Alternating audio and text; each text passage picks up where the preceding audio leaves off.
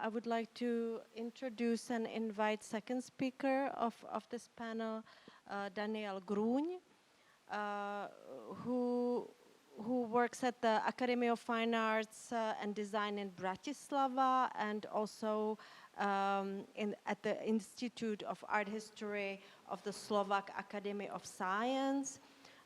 He was a co-curator of first international retrospective of Julius Koller, and he's author of many articles and publications. Daniel will talk about visual music as a field of cultural transfer in the 1970s, and go ahead. Thank you, Pavlína, for introducing me here, and thank you to the organizers for inviting me for this conference. Actually, I will not read my paper. I will try to improvise, and because this is due to unfinished paper on Milan Adamčiak. I finished 2, but I am not satisfied with them, so I decided just to improvise and guide you through his work.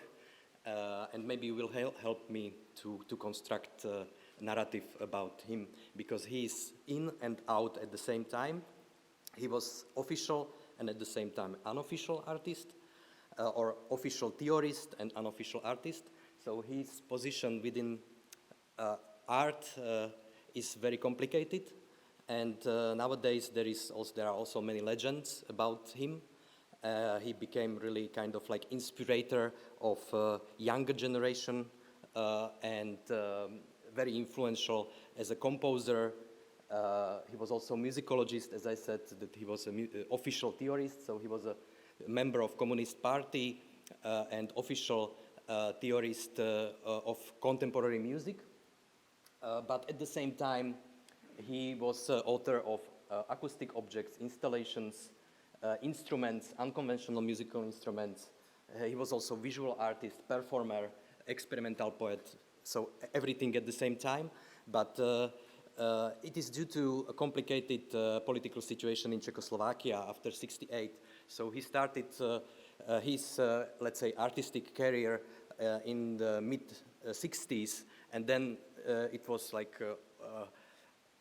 interrupted in 1971 when he became employed as a researcher of the Slovak Academy of Sciences, and then he returned back to, let's say, public appearance only in the early 90s, and very strongly being present then another 2 decades.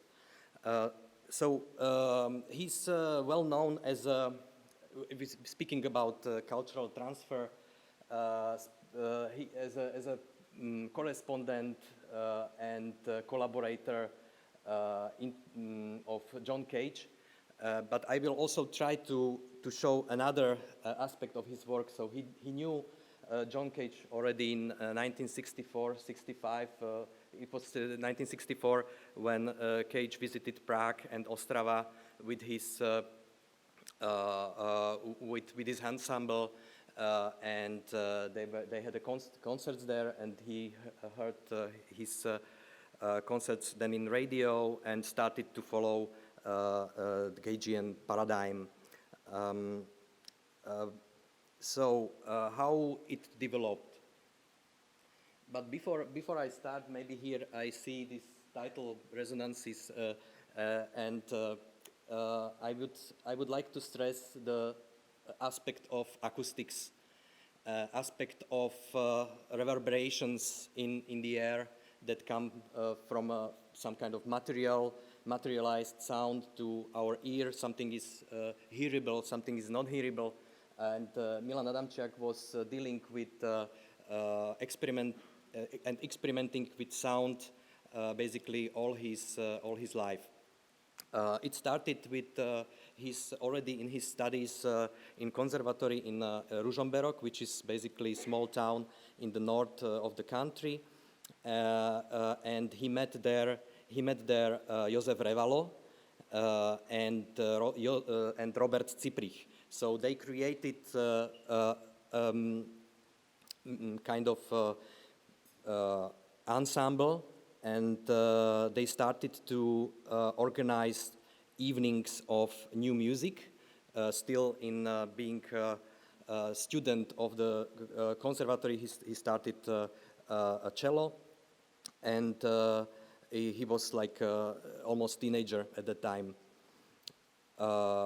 Later, together with Alex Mlinarčík, and Robert Ciplich, they composed ensemble comp and organization called PAN, Pro Arte Nova, and the group published manifesto later in 1970 in local magazine Mladá tvorba.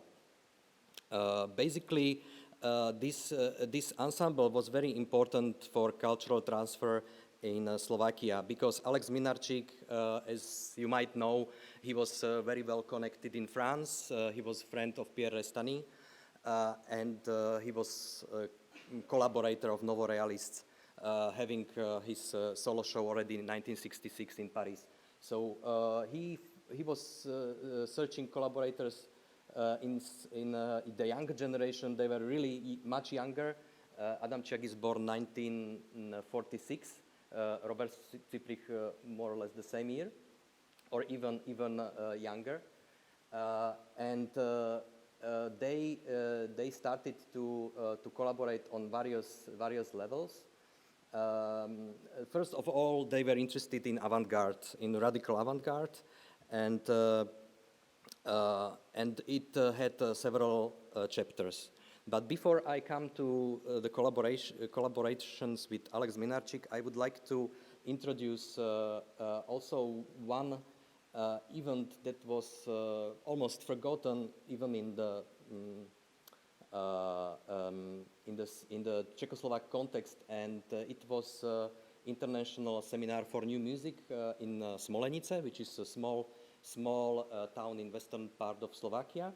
And during 3 years, 1968, 1969, and 1970, they were able really to invite this impressive list of experimental composers, and just to mention, one of the first is Karl-Heinz Stockhausen, then George Ligeti, or Maurizio Kagel. So this took place from 68 to 70, when Milan Adamčiak was like 24 years old man, and it had enormous impact on his thinking about music. For example, here you can see him on the left side, performing together with the colleagues the poem Symphonic for 100 metronomes, which was directed by Ladislav Kupkovič. Ladislav Kupkovič actually was one of the founders of these seminars of new music in Smolenice. They took inspiration in Darmstadt, in Western Germany, already in '67, and also from Warsaw Autumn Musical Festival.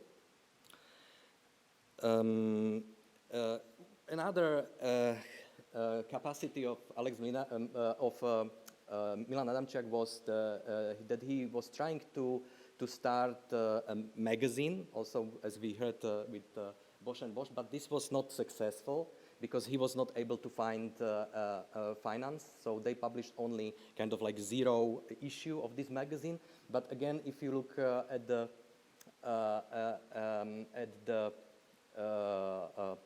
program, what they are preparing, so there are names like Ladislav Novák,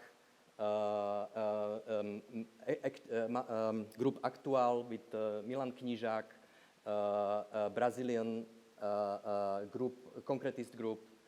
Then there is Eugen Gombringer and others. So they were really trying to do a magazine about confrontation of experiments in arts, but this did not succeed. Another chapter of Adamčiak's work is that he is water music. This project is officially in the text related to Handel and his famous concert, but the way how they provided the concert and played the Handel's work was quite unconventional and is more related to fluxes. But at the time, it's not completely sure, even not stated in the text, that there is any relation to fluxes. So they started the concert on the edge of the pool, playing from visual scores, and then they finished in the water, trying to play under the water even. So this was the work by Milan Adamčiak, but also with participation of Josef Revalo and Robert Ciprich, who were very close collaborators of him at the time. I mentioned Alex Mlynarčík. He was really kind of enfant terrible of the time in the late 60s, early 70s.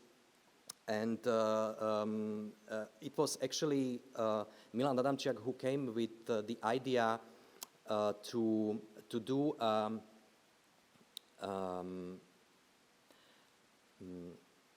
how to say, it's not an exhibition, it's more a performative event in the frame of the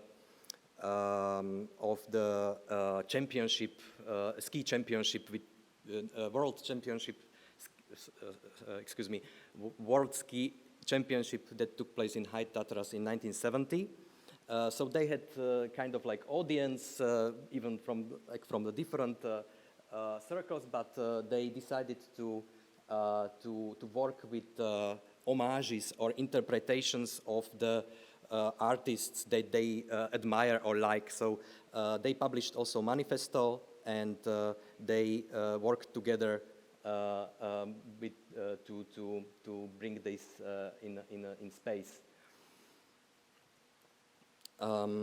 Speaking about concrete and visual poetry, Milan Adamčiak published during his lifetime only in that time, in the 60s and 70s, very few poems, almost nothing, or most of them were published abroad.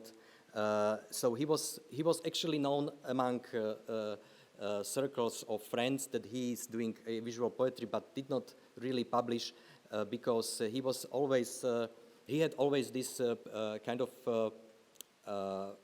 problem with unoriginality, or which he considered, in fact, as something very productive and creative, but realized that his poems are sometimes too close to that he discovered them in others and older generation experimental poets. But in fact, there are some very unique pieces. For example, this one was produced in 1968, immediately after the country, immediately after invasion, and there is a Russian partisan song. Actually, you see that it's a transcription of Russian into Latin, or into kind of like, there is a Slovak transcription of Russian, and it is a partisan song. So it is kind of he tries to tackle with the problem of like who is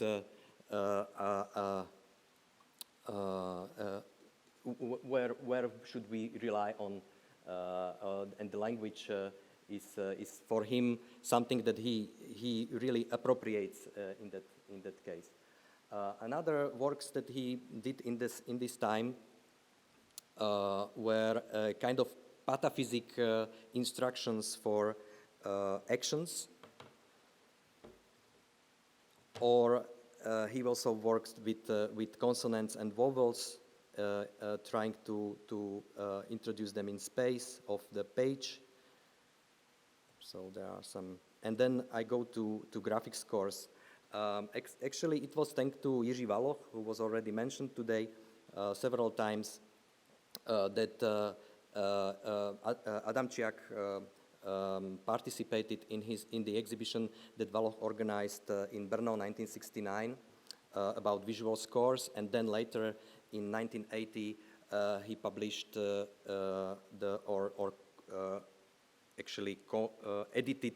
edited the book of visual scores in which Adamčiak's works were included. So now I would like to say a few words about the typology of graphic scores. Adamčiak's work is very much about synesthesis. And he actually defined, this is not the full list of his typology, and thanks to Michal Murin, who worked closely with Adamčiak and interviewed him in this case many times, and later published these interviews, so we are able to reconstruct this typology of graphic scores. So I will just very briefly introduce them. So there are contour scores. They deal with lines and silhouettes that mark boundaries or close an acoustic space or a dense field.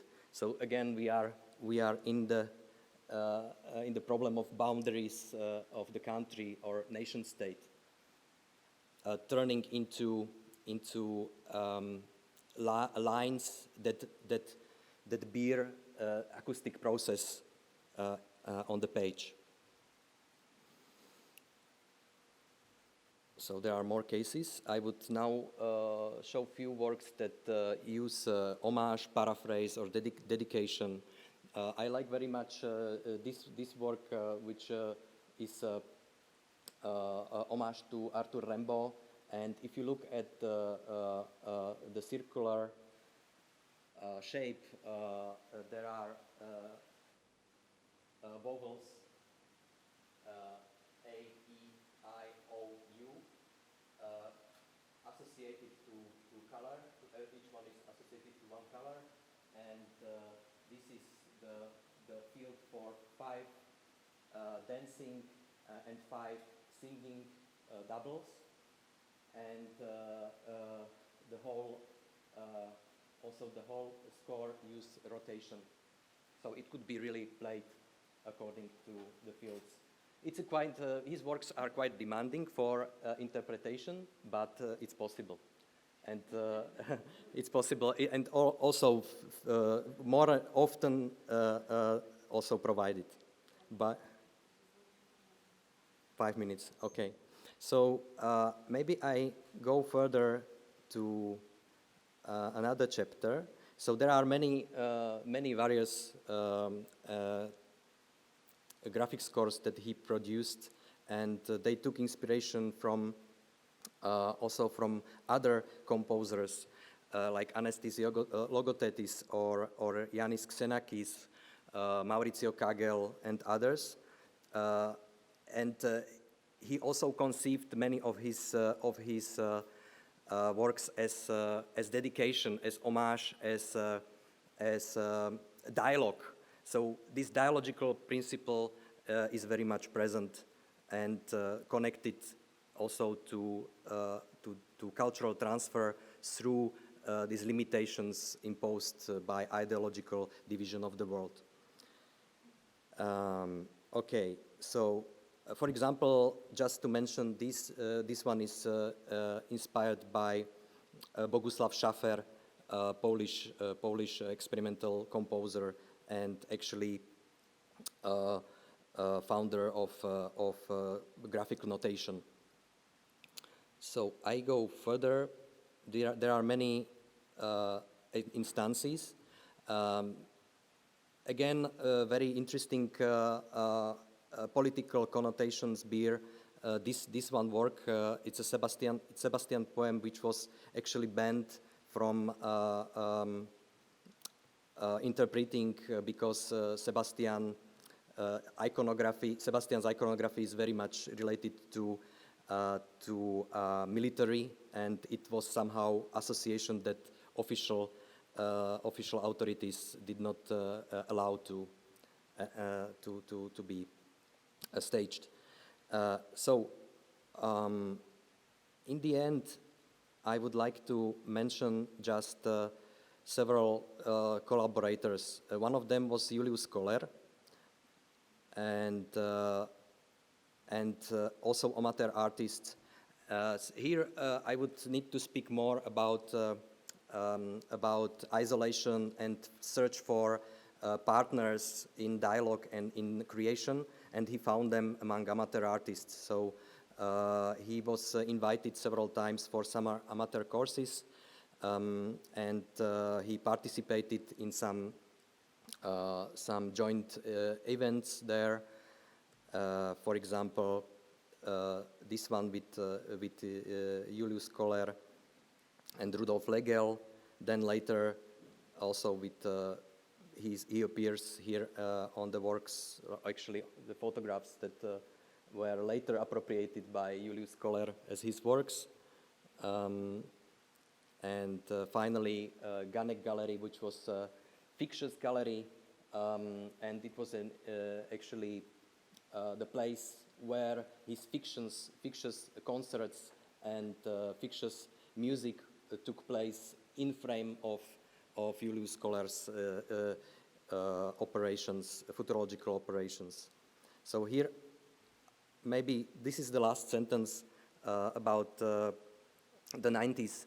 In the 90s, Adamčiak started a Transmusic Comp, and finally he found a stage and also collaborators with whom he was able to interpret his own works, but also works and scores by other composers, and it was very, very unique formation within Czechoslovakia. They played a lot of concerts and participated in many festivals. So, thank you very much.